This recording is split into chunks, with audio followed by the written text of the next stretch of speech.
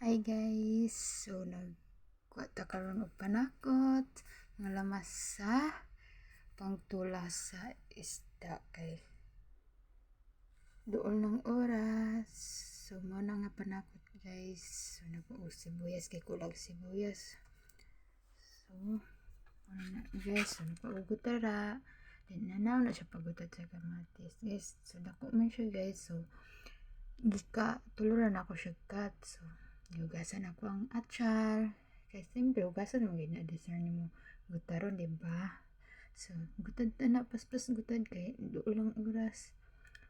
So, managutad. So, gibutan ako sa plato. Then, din na siya guys. So, gutad lang tadi, gutad. So, hugasan akong tanglad. So, diba? Matik na na.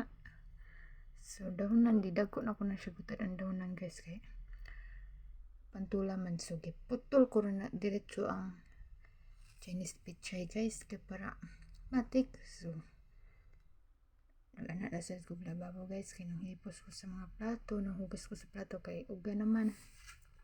So, muna na siya guys. So, may steak o doa kabuk na bilin sa balunan. So, gikaon na mo kay sayang man, di ba? Kaunon dyan.